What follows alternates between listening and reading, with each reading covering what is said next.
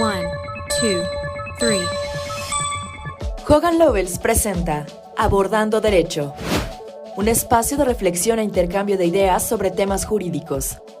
De la mano de nuestros invitados especialistas en diversas ramas del derecho, abordamos tópicos de relevancia para la comunidad en general de forma directa y puntual.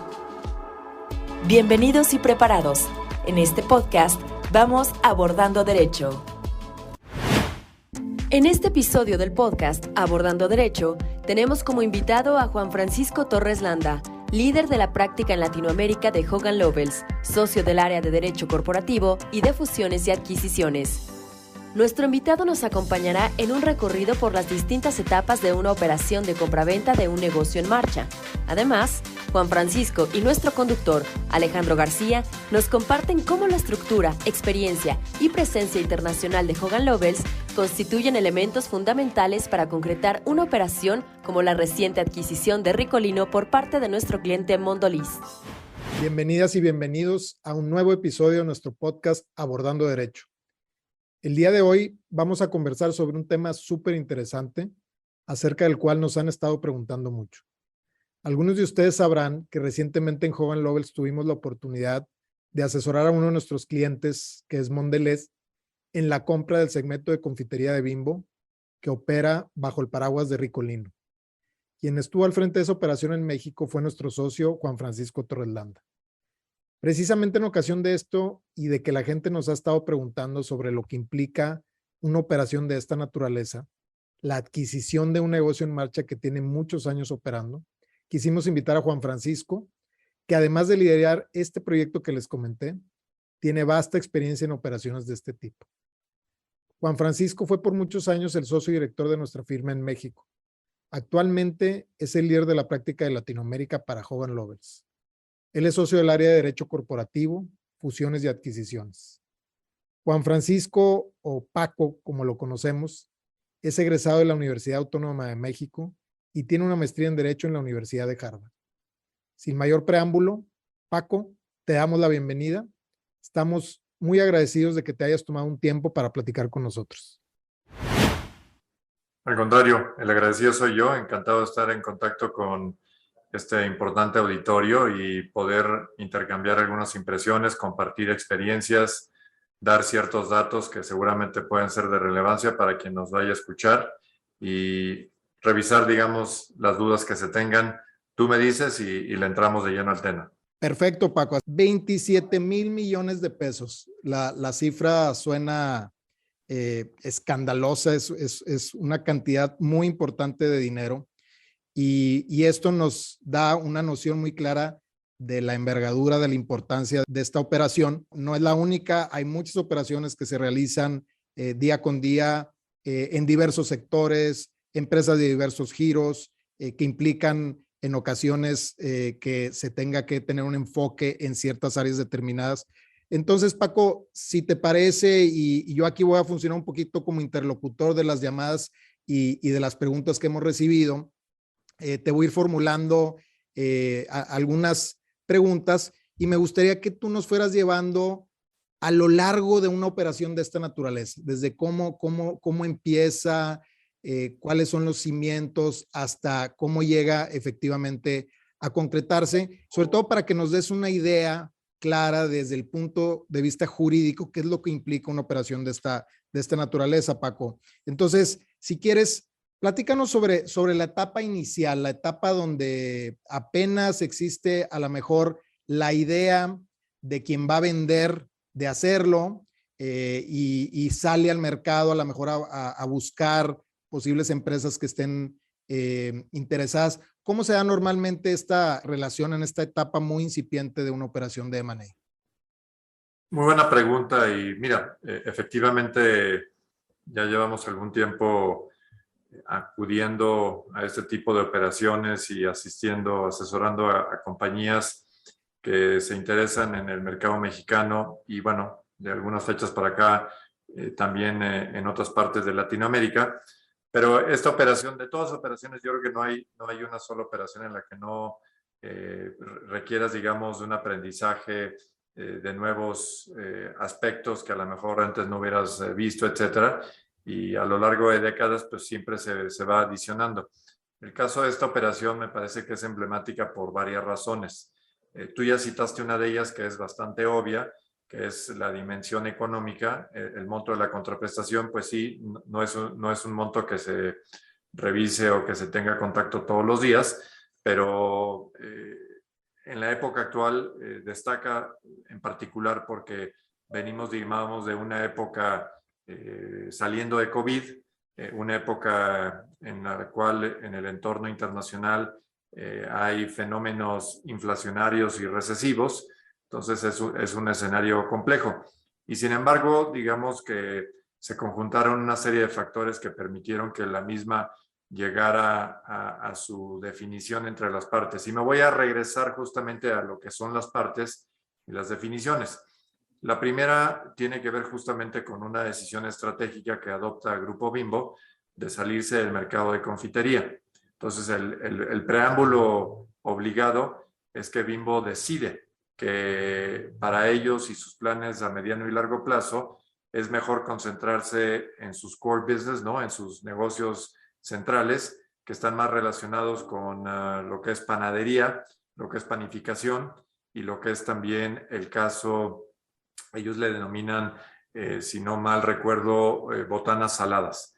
Entonces, esos son, digamos, las áreas en las cuales decide concentrarse y por consiguiente decide salirse del negocio de confitería, que es un negocio que fundó hace varias décadas y que tiene pues, una presencia importante, particularmente en México, pero también en Estados Unidos y algunos temas relevantes en Latinoamérica y también en Europa. Pero México y Estados Unidos, digamos que serían los más importantes.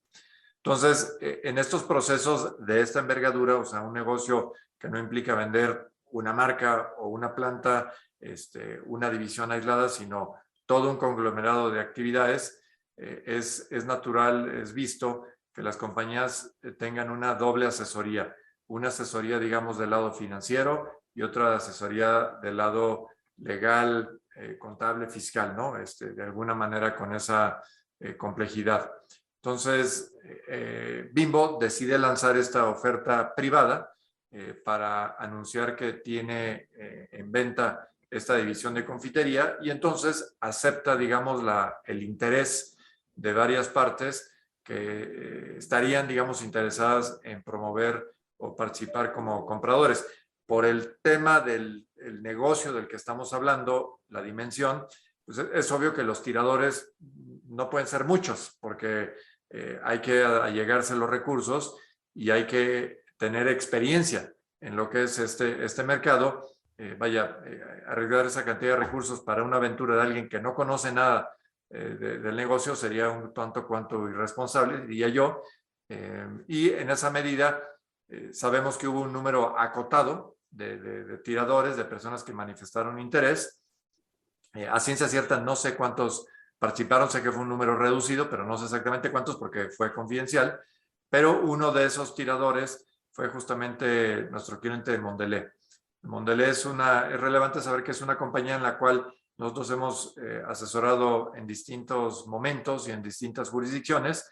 En este caso, a través de la red que tenemos como una firma global, nuestra oficina en Washington hizo contacto justamente con el cliente y armamos el equipo para poder asesorar a Mondelez en esta adquisición y nos permitió justamente brindarles asesoría integral que implicaba darles punto fino de cómo entrar en la operación en México, qué implicaciones tendría en otros lugares del mundo y hacerlo todo bajo la misma, digamos, cobertura, la sombra del paraguas Hogan Lovells, ¿no? De la misma firma en los distintos lugares donde esto tendría un impacto. Y así empezó hacia finales de 2021, donde Mondelez manifiesta formalmente su interés y arranca el proceso para determinar si efectivamente habría posibilidades de que la operación se aprobare por parte de Mondelez, digamos, como una parte esencial de decir, sí me interesa el negocio, haría entonces sentido hacer una oferta económica y si la oferta económica fuera aceptable, entonces sentarse a negociar, digamos, ya los términos y condiciones de una operación definitiva. Y fue en esas fases en las cuales fuimos trabajando justamente de la mano de nuestro cliente. Primero, en lo que se conoce como el due diligence, que es esta especie, es una auditoría para que el cliente sepa, dice, hay un prospecto de venta, pero entre el prospecto de venta hay que ver qué es lo que debemos, digamos, de analizar como relevante. Perfecto, Paco. Muchas gracias. Paco, muchas gracias. Creo que con esta introducción nos das una idea muy general, pero muy buena de lo que implica una operación de esta naturaleza. Simplemente yo para recapitular, en este caso hubo un anuncio por parte de la empresa que estaba interesada en realizar la venta para ver si había empresas interesadas, postores. ¿Esta es la única forma en que se origina normalmente una operación de M&A o hay distintos canales a través de los cuales se va gestando una operación de esta naturaleza? Me imagino que, por ejemplo, en ocasiones pueden intervenir brokers, qué sé yo. Entonces, un poquito nomás para cerrar esta primer fase, Paco, de cuando surge el interés de vender y el interés de comprar, que en este caso nos explicaste muy bien que hubo una especie de concurso, hubo un proceso. ¿Qué otras formas existen por ahí en el mercado? Mira, no hay un solo formato, pero normalmente las compañías son reticentes a que haya una difusión, digamos, pública y más bien buscan invitaciones restringidas, sobre todo cuando se habla de una operación de este calibre, porque si no se prestaría a que hubiera gente que nada más quisiera averiguar datos por curiosidad, por publicar información, etcétera. Entonces, las compañías son muy celosas de ver efectivamente cómo se logra el mejor resultado. Como tú bien dices, puede ser que haya una invitación restringida, puede ser que haya un corredor que busque efectivamente a algunos, pero lo que veo yo más natural en esto es que los asesores financieros se hablan entre sí. Entonces digamos que hay 4 o 5 que son los sospechosos usuales, ¿no? Un Morgan Stanley, un Bank of America, JP Morgan Chase, algunos de estos que entre ellos, Merrill Lynch, etcétera, que entre ellos hablen y digan, oye, pues tengo una operación y entre ellos se comunican y así buscan posibles postores. Es como normalmente se dan en estas operaciones de alto calibre. De otra suerte, pues es algo que puede seguir un formato más sencillo, entre conocidos o búsqueda, digamos, más selectiva. Entiendo. Gracias, Paco. Creo que ya nos das una noción muy, muy clara de esta etapa inicial y mencionabas la segunda etapa o lo que sigue una vez que ya hay este interés mutuo, que es justamente la auditoría o el due diligence, ¿no? Que sabemos desde luego no involucra solo el área legal o la parte jurídica, sino muchas otras áreas propias de la operación de la empresa objetivo o el target, ¿no? Como le solemos llamar.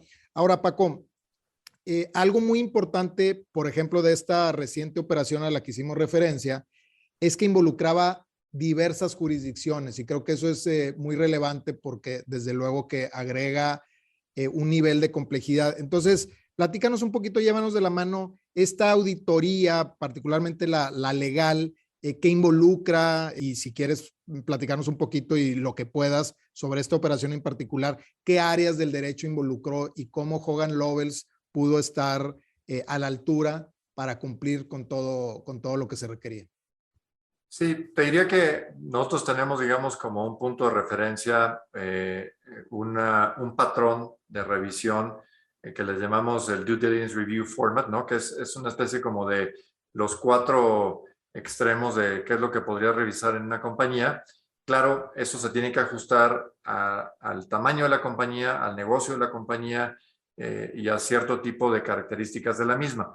Es decir, la auditoría no es igual para una compañía como esta de confitería que lo que sería, por ejemplo, para una mina o una compañía de aerotransportes. Las implicaciones son distintas, regulatorias, el tipo de activos que vas a revisar, etcétera. Entonces, una vez que defines el objetivo, el target, que en este caso es alimentos, que en este caso es dulces, que en este caso las regulaciones aplicables a confitería, entonces afinas la puntería para ver cuáles son los temas más importantes que tienes que destacar, ¿no? Y también alineas los intereses con el cliente para que él mismo te diga de todo lo que se tiene que revisar, cuáles son las 2, 3, 4 áreas que a mí más me ocupan, más me preocupan que se revise con detalle. Entonces, hay esa mezcla entre lo que es la opinión del abogado y las prioridades del cliente para hacer, digamos, una revisión quirúrgica, ¿no? Y estratégica. Y eso pasó en este caso, de tal suerte que nos enfocamos mucho en todo el tema de propiedad intelectual, en todo el tema regulatorio, cuestiones ambientales, cuestiones inmobiliarias y obviamente la parte corporativa. Te diría que esas fueron las áreas en las que estuvimos más de cerca, también el área laboral. Para darles una idea, a veces en estas operaciones participamos, no sé, 2, 3 socios y unos 4 o 5 abogados. En el caso de esta operación, participamos 7 socios y más o menos como 20 o 30 abogados, simplemente porque el cúmulo de información que se tenía que revisar y la profundidad de las áreas ameritaban un equipo pues, de mucho mayor envergadura para llegar al resultado, porque además tienes un tiempo limitado. Así es como describiría yo esta fase. Gracias, Paco. Y como bien lo decías tú, creo la temporalidad, el momento en el que se esté realizando la operación es clave porque, por ejemplo, ahorita hacía referencia a la parte laboral y en México justamente pues estamos viviendo ahorita cambios drásticos importantes a nivel legislativo en materia laboral, ¿no? Entonces creo que impacta doblemente en una operación de este tipo. Entonces, bueno, se practica la auditoría, obviamente hay que hacerlo como dices tú, a un nivel de profundidad importante, pero al mismo tiempo hacerlo rápido, ¿no? Hacerlo rápido, ser eficientes, ser dinámicos para poder darle el reporte, las conclusiones al cliente y que el cliente en base a esas conclusiones pueda definir, inclusive en ciertos casos, si compra o no compra, ¿verdad? Y en otros casos, pues un poquito cómo ubicar cuestiones relativas, desde luego, al precio que va a ofertar, o a condiciones, formas de pago, garantías, etcétera. Entonces, supongo que después de esta fase de auditoría y de que ya se tienen las conclusiones, es cuando empieza la negociación propiamente, Paco. ¿Qué nos platicarías sobre esta parte? Sí, precisamente al concluir la fase de auditoría que tiene la complejidad que ya describí y que como tú bien apuntas también, es un poquito como abrir los closets y ver que no haya esqueletos o levantar los tapetes y ver que no haya algo ahí extraño, ¿no? Alguna contingencia que el día de mañana pudiera hacerse complicado, independientemente de que haya obligaciones de indemnizar por parte de los vendedores. Pero una vez que está esa fase completa y que el cliente decide que lo que ha visto y lo que ha revisado le da pauta para ir adelante, entonces el equipo de negocios del cliente, digamos, se sienta con el equipo legal y operativo para decir, oye, podemos, o sea, la operación tiene las condiciones necesarias para que esto sea una inversión estratégica para la compañía, y ahí pues viene una Y en el camino, es sí o no. Y ahí tienen que definir efectivamente si reúne todos los requisitos pensando en que deben ir adelante o no. Si la respuesta es no, pues ahí paras y ellos ya no van a la siguiente fase. En este caso, digamos que se alinearon el hecho de que los reportes operativos, legales y de negocios dieron el visto bueno para ir adelante porque efectivamente había condiciones viables para hacer lo siguiente, que es preparar la oferta económica. Aquí hay que señalar que una de las partes críticas pasa por determinar que el día de mañana, si es que efectivamente hubiera un acuerdo en lo económico, los demás pasos se puedan satisfacer. Un aspecto fundamental en ese terreno es el tema de competencia económica, porque habrá que tomar en cuenta de que de poco sirve avanzar en todo el proceso para después darte cuenta que hay un obstáculo en materia de competencia económica y que la autorización respectiva no te la van a otorgar. Entonces aquí un aspecto fundamental fue efectivamente hacer un preestudio en materia de competencia económica para ver si esto tenía viabilidad. Y eso nos llevó a la siguiente fase que ahorita te contestaría la siguiente pregunta. Sí, gracias Paco. Oye, una duda recurrente de nuestro auditorio es el tema contractual. Nos han preguntado si se firma algún instrumento jurídico desde la etapa previa a la auditoría, si después de la auditoría se firma alguna especie de carta de intención, memorando de entendimiento, etcétera, y cuándo viene la fase de contratos. Y justamente conectando con lo que nos comentabas ahorita sobre las autorizaciones, creo que también hay una duda generalizada sobre que la operación termina o se cierra con la firma de los contratos y no necesariamente, ¿no? Porque como en este caso se requieren autorizaciones para que la operación pueda ser un hecho desde el punto de vista legal y bueno, luego vendrá una etapa post-cierre, ¿no? Pero platícanos un poquito la parte contractual, Paco, en qué momentos y qué tipo de instrumentos son los que se van celebrando entre las partes durante el proceso. Qué bueno que lo preguntas porque sí, efectivamente esa parte es definitiva y definitoria en el proceso. Te diría que, sin entrar en detalle demasiado fino, pero sí hay una cadena obligacional, ¿no? Empezamos, digamos, con un NDA o un convenio de confidencialidad, que es el que te permite primero tener acceso a la información y ese mismo instrumento es el que te permite posteriormente llevar a cabo todo el proceso de auditoría.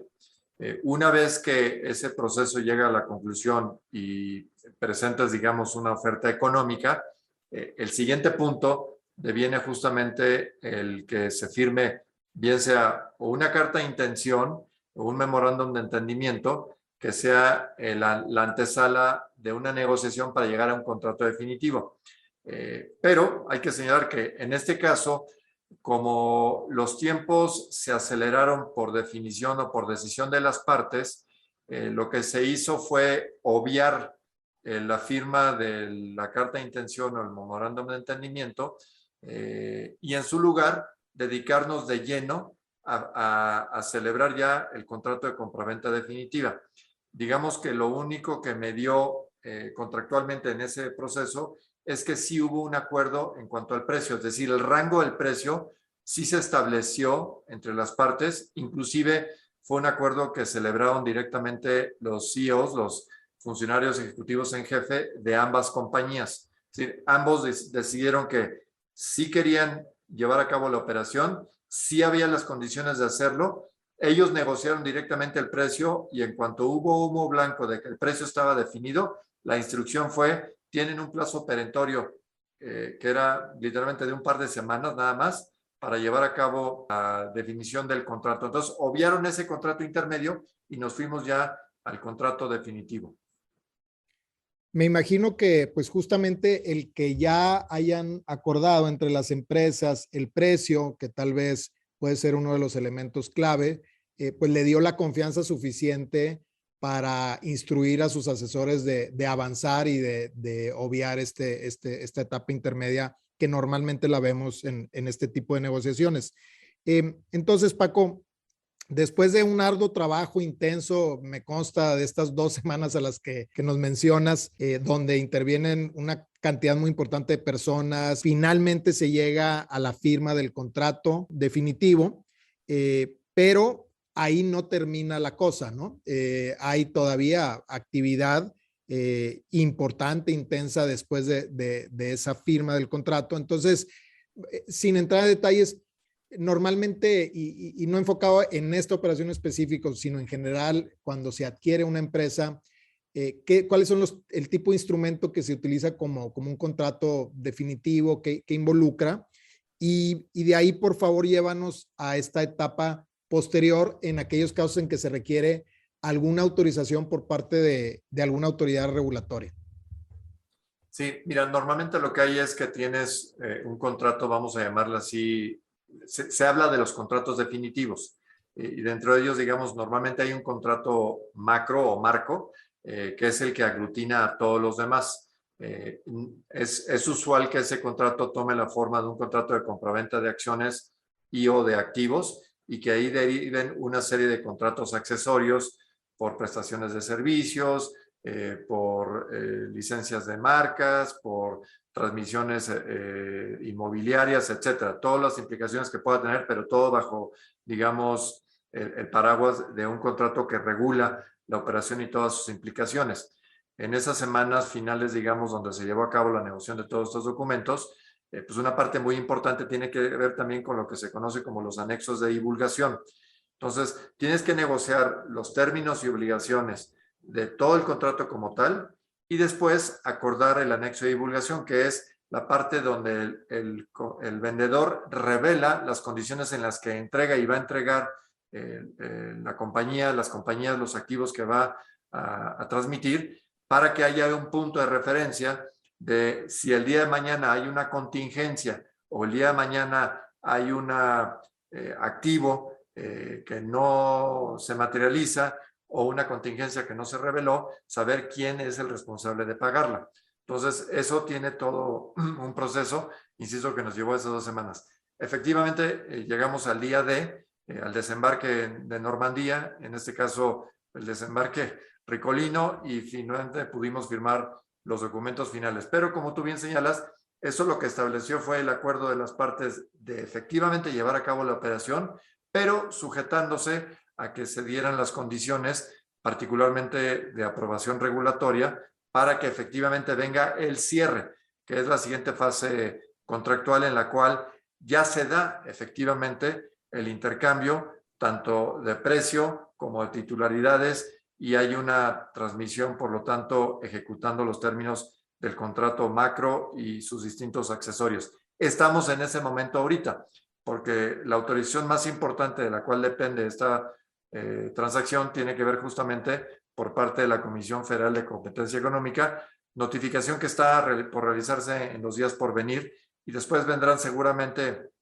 un par de meses en lo que la autoridad revisa todos los temas inherentes a esta operación, y en cuanto la aprobara, pues ya en ese momento las partes procederían a cerrar. Así es que estamos en este espacio legal entre que se firmaron los contratos y que podemos llevar a cabo el cierre, particularmente, repito, por lo que hace la autorización de COFECE. Oye, Paco, y bueno, en este caso, por el impacto que a lo mejor podría tener en el mercado, pues es necesario acudir a este tipo de autorizaciones, pero esto no está presente en todas las operaciones, ¿no? En ocasiones no se requiere de una autorización de esta naturaleza, puede requerirse algún otro tipo de permiso, autorización, como bien indicas tú, a lo mejor implica la cesión de algunos permisos, algunas licencias que son claves para la operación. Pero digamos que en términos generales, ¿a qué es a lo que frecuentemente se condicionan las adquisiciones de empresas? Supongo que justamente las partes se dan un periodo donde ya hay el acuerdo, pero no se cierra hasta que se cumplan o se actualicen diversas hipótesis. ¿Cuáles serían, Paco, así en tu experiencia, como que las más frecuentes? Sí, creo que son temas que son, digamos, de alguna manera trajes a la medida, o sea, depende mucho de cada operación, pero digamos que los más usuales es uno, competencia económica, que la ley te fija umbrales económicos para determinar si una operación está sujeta o no a una notificación previa. Bajo la legislación actual, no es posible cerrar la operación si es que efectivamente detonas algunos de los 3 umbrales que la ley señala como detonantes de esta notificación ante la autoridad de competencia económica. Entonces, esa es una prueba obligada para determinar si tienes que o no acudir a COFECE, y efectivamente, como tú lo indicas, no todas las operaciones detonan estos umbrales. Esta de la que estamos hablando definitivamente sí lo detona. Otro tema importante es que cuando estás en presencia de negocios que están concesionados, es decir, cuya operación depende de una concesión estatal, es usual que esté sujeto a la autorización del respectivo regulador, porque va a haber un cambio de control o en algunos casos inclusive alguna transmisión de la concesión respectiva. Entonces, en ambos supuestos es usual que efectivamente se requiera que el regulador respectivo, puede ser materia bancaria, de seguros, minero, telecomunicación, etcétera, la concesión de la que se trate, tengas que recabar la o las autorizaciones que sean necesarias para estos efectos. De repente puede haber algunas otras condiciones que las propias partes hubieran fijado. Puede ser que haya, por ejemplo, que haya un estudio de viabilidad económica, que haya un reporte en materia ambiental. Es normal, por ejemplo, que de repente alguien diga, oye, esta operación tiene sensibilidad en el tema ambiental, entonces requerimos alguna autorización, alguna auditoría adicional, un fase 2, como se llama, que es una fase adicional a la auditoría original, justamente para dar certeza, certidumbre de que cuando venga el cierre no haya algo que el día de mañana pudiera generar algún menoscabo particularmente para el comprador. A esto hay que agregarle que el análisis que te acabo de señalar, primariamente ahorita la descripción la hice a nivel local, pero puede haber obviamente autorizaciones o impactos fuera de México que igualmente tendrían que estarse revisando para que, en función de cuál es el impacto de esa operación, de analices si en otras jurisdicciones igualmente tienes alguna determinación igualmente que tomar en cuenta. Digamos, normalmente el tipo de estudio que se hace para ver efectivamente cuáles son las condiciones entre la fecha de firma de los documentos y la fecha en que el cierre se puede llevar a cabo. Justamente hablando del cierre, Paco, bueno, ya recorrimos todo este proceso complejo, en ocasiones que también te puede llevar algún tiempo, y finalmente las empresas llegan a la etapa del cierre. Normalmente, ¿qué sucede? ¿A qué nos referimos con el cierre? Y también preguntarte, relacionado con el cierre, ¿qué tan frecuente o no es que las partes dejen a lo mejor alguna reserva en el precio o pacten reglas específicas de cómo se va a ir solventando el precio en función, por ejemplo, de resultados que de alguna manera se hayan pronosticado, si se cumplen o no se cumplen esos resultados? Es decir, ya no por condiciones externas de reguladores o a lo mejor de acreedores financieros que también de repente ponen restricciones también para el cambio de control, etcétera, como instituciones bancarias, etcétera, pero más que tengan que ver con el performance en sí de la empresa. ¿Qué tan frecuente es? Y platícanos un poquito cómo se da este cierre. Sí, el cierre, digamos, es de alguna manera el arribo, digamos, ya al momento en el cual, una vez que se pudieron dar cumplimiento a todas las condiciones que las partes fijaron o que las leyes imponen, es una especie de un checklist, ¿no? Una lista donde se va apuntando cuáles son los que están de alguna manera todavía pendientes hasta que la lista se completa, y a partir de ese momento en el contrato se establece normalmente un plazo perentorio para llevar a cabo ese cierre. Y el cierre es literalmente que las partes se reúnan, consoliden las declaraciones, la información, etcétera, de lo que se dijo originalmente en el contrato, y se restablezcan estas como condiciones vigentes al momento del cierre para decir efectivamente yo sigo declarando que estoy entregando A, B y C en estas condiciones como está reflejado en el contrato original. Se reproducen o se da cuenta del cumplimiento de las condiciones a las que estaba sujeta la operación y se celebra, digamos, un documento que refleja el cierre como tal, que es materializar las obligaciones de compraventa respectivos que implican la transmisión de la titularidad y, por el otro lado, el pago del precio. Como tú atinadamente lo refieres, existen modalidades en cuanto al pago del precio, porque puede ser que, y esto los parámetros son enteramente negociables. Una parte es lo que puede ser el 100% del precio, si es literalmente una operación donde no haya condicionamiento en el pago, o puede haber un pago que sea diferido. Y el diferimiento puede tener distintas facetas. Una puede ser un diferimiento simplemente con efecto financiero, es decir, oye, yo te voy a pagar en determinados, digamos, parcialidades, u otro es, sí te pago, pero voy a hacer reservas del pago del precio durante los siguientes X años, anticipando que si hubiera alguna contingencia o alguna variante en el comportamiento del negocio, yo tengo manera de compensar la cantidad de la que tenga derecho como ajuste en el pago del precio, de tal suerte que cuando te haga la siguiente parcialidad, yo descuente las cantidades a las que tenga derecho conforme al propio contrato. Entonces esto pues deviene un ejercicio complejo porque requiere ajustes, requiere cálculos, y en algunas cuestiones, pues hay que señalarlo, de repente surgen diferencias respecto a si esos ajustes proceden o no, y hay mecanismos contractuales que pueden ser mini arbitrajes o mini resoluciones respecto a esas condiciones aisladas respecto a ajustes de precio, o puede haber una diferencia mayor que detone una controversia, digamos, respecto de toda la obligación como tal, ¿no? Lo que uno trata de evitar en las negociaciones, pero en la práctica puede suceder. Así es que hay un abanico importante de opciones para ver cuál es la mejor alternativa en función de los intereses de las partes. Gracias por aclararnos esto, Paco, porque creo que es muy importante, sobre todo para el auditorio, que sepan que para que el barco llegue a buen puerto, se tiene que dar todo esto, ¿no? Todas estas condicionantes primero y luego que las partes limen cualquier aspereza que se haya dado, cualquier malentendido, para que efectivamente el barco pueda atracar, ¿verdad? De otra forma, la operación inclusive pudiera caerse en una etapa ya muy avanzada, pero bueno, si no se dan algunas condiciones que establezcan las partes o si surgen diferencias, bueno, podría frustrarse la operación. Vamos a una pequeña pausa.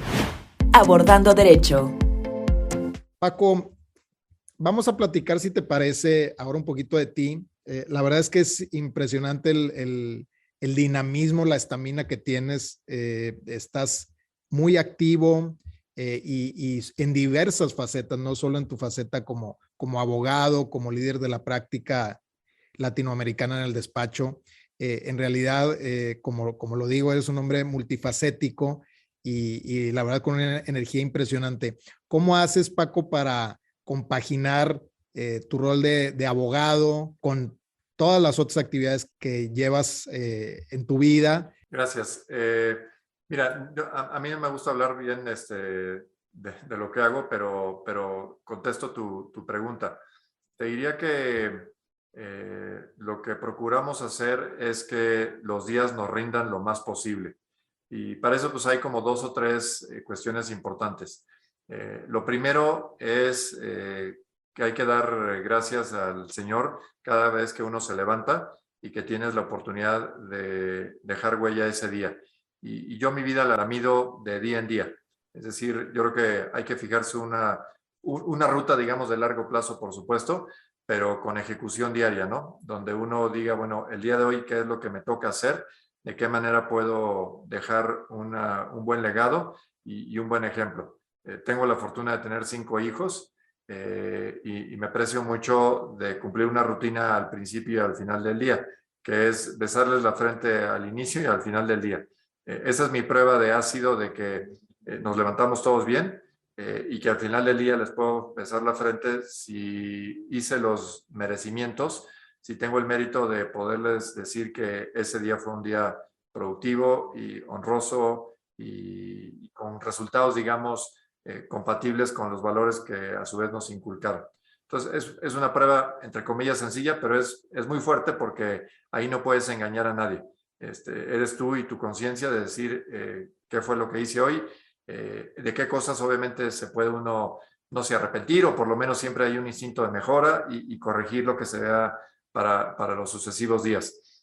Dicho eso, pues sí tenemos responsabilidades importantes. En la oficina, se dice fácil, pero ya estoy por cumplir 39 años aquí en la oficina y pues ya es una vida entera.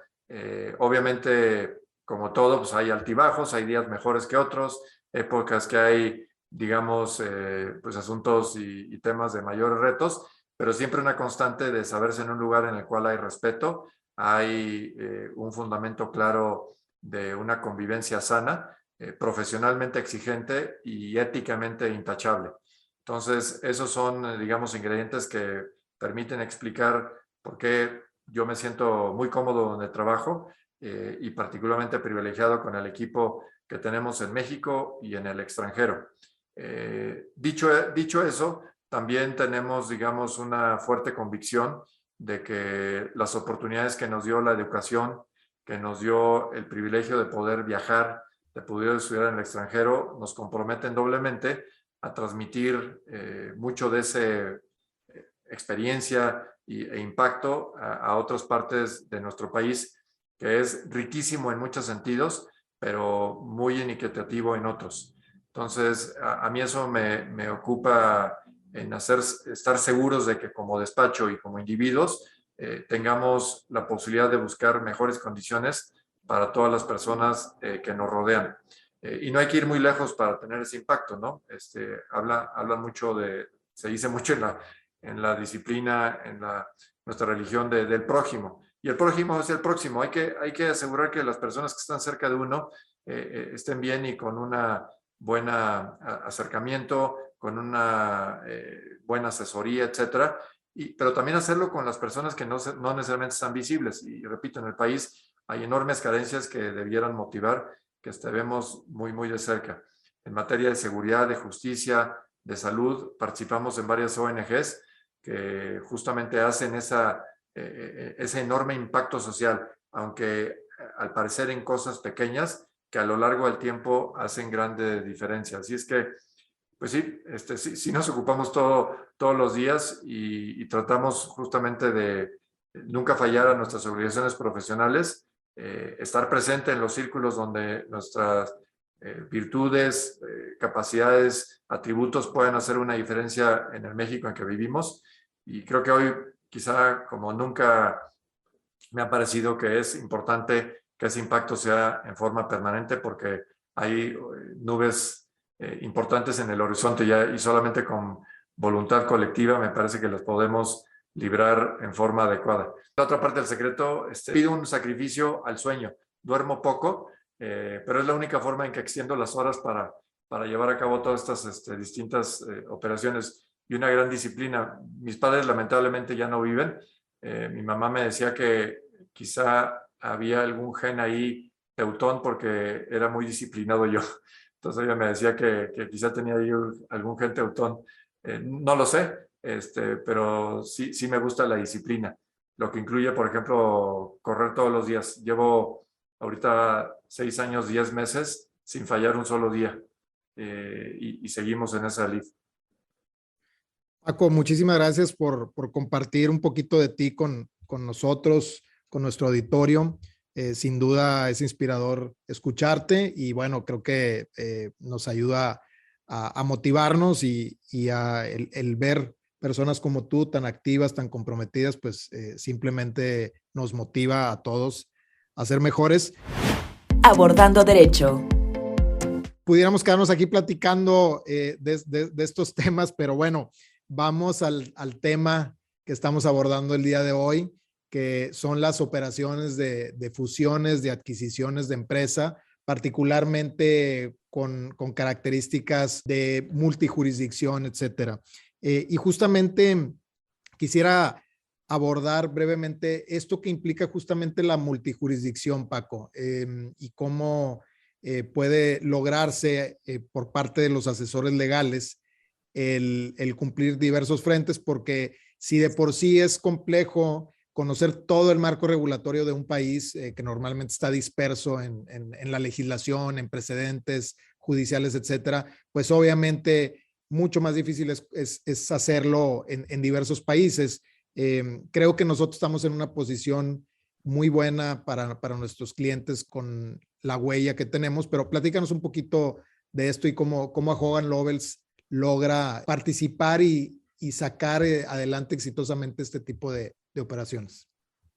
Sí, qué bueno que me lo preguntas. Esto me remonta, digamos, a las épocas en que, siendo una firma local exitosa, como lo fuimos por muchos años, más de 6 décadas, en 2014 justamente vimos que había una oportunidad por una invitación que recibimos de integrarnos a Hogan Lovells. Y dentro de las cuestiones que veíamos y que hoy podemos, digamos, ratificar eran importantes, es que en un mundo globalizado, el poder tener la capacidad de brindar servicios locales, pero en muchas jurisdicciones, era algo que podía brindar un valor importante, claro, a la oferta de servicios que nosotros tenemos, pero particularmente a nuestros clientes.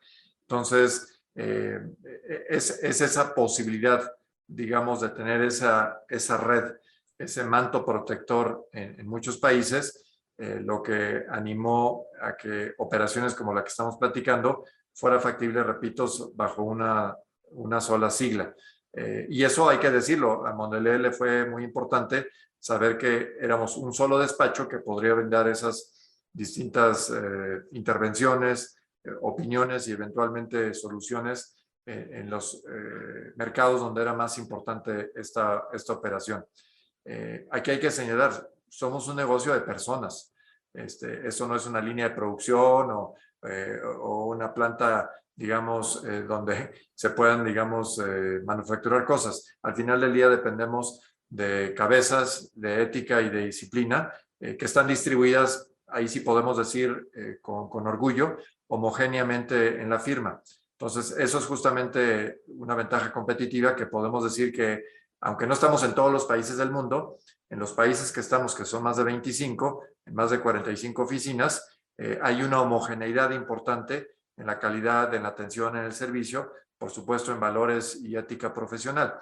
Entonces, eso es algo que es realmente relevante a la hora que ejecutas y que tomas las riendas de una operación como la que señalamos.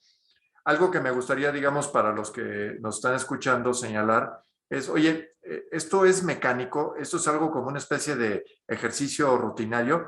Y yo diría, no, no lo es. La verdad es que es un ejercicio que sí requiere de ciertos principios rectores y de ciertas, digamos, líneas de acción comunes, pero que voy a pensar que esto es una especie como de un tapete persa en que tú con los mismos hilos puedes tejer distintos formatos, distintas calidades y eventualmente un diseño que no sea para nada igual a la hora que comparas los resultados. Y eso a lo que estoy haciendo referencia es que en esta labor de equipo que a mí me gusta tanto enfatizar, la conjunción del trabajo de muchas personas sí impacta el resultado final. La forma en que nos coordinemos, la forma en que sincronicemos los puntos, la forma en que prioricemos qué es lo que estamos haciendo, sí va a impactar el resultado final. Oye, ¿se tiene que revisar con cuidado todas las hojas, todos los puntos y las comas? La respuesta rápida sería sí, pero la verdad es que con la experiencia y con el tiempo, el kilometraje, como digo yo, pues aprendes dónde están, digamos, los puntos más importantes y dónde debes de concentrar la atención para que el resultado final sea lo mejor posible. Entonces ahí es donde creo que podemos dar justamente un tema relevante, que es la experiencia acumulada, el tener un muy buen equipo y además tener la cobertura en forma multijurisdiccional, es lo que puede ser la diferencia entre llegar a un buen resultado o algo que esté, digamos, medio endeble, que no dé la seguridad o que eventualmente pudiera dar al traste y el cliente diga, en esas condiciones no me siento tranquilo, no llevo a cabo la operación. Y para nosotros, nuestro mejor activo es decir, sí pudimos, sí se logró y la operación fue exitosa. Y eso es lo que finalmente da una enorme satisfacción profesional y personalmente. Paco, pues muchas gracias por habernos acompañado. Creo que nos quedamos con cosas muy interesantes, no solo desde el punto de vista técnico de lo que implica una operación de esta naturaleza, sino con todo esto que comentas que está alrededor y que al final del día nutre a los equipos y permite que este tipo de operaciones puedan darse. La intervención de personas, el trabajo en equipo, los valores, la disciplina. Entonces, creo que una plática súper enriquecedora, Paco, la que tuvimos el día de hoy. De nuevo, muchas gracias por estar aquí con nosotros. Al contrario, muchas gracias y siempre con el placer de estar en contacto con nuestros clientes, amigos y por supuesto con los colegas y el reconocimiento abierto a todos nuestros miembros de los distintos equipos en México y en el extranjero. La verdad es que la suma de todos ellos, de todos nosotros, es lo que le da potencia al ejercicio diario y al éxito que podemos obtener. Yo siempre digo que individualmente estoy seguro que hay mejores abogados en otros lados, pero colectivamente nos damos una batalla frontal con quien quiera. Pues Paco, de nuevo muchas gracias y sobre todo gracias a ustedes que nos están escuchando, que se están tomando este momento para compartirlo con nosotros. Regresaremos pronto con otro tema que seguramente será de su interés. Hasta pronto. 1, 2, 3. Gracias por acompañarnos en este episodio Abordando Derecho. Los invitamos a suscribirse y seguir nuestro podcast en su plataforma de preferencia. Nos escuchamos en el próximo episodio. También nos pueden encontrar en nuestra página web hoganlovells.com, en Twitter como Hogan Lovells Mex y en LinkedIn como Hogan Lovells México. Hasta pronto.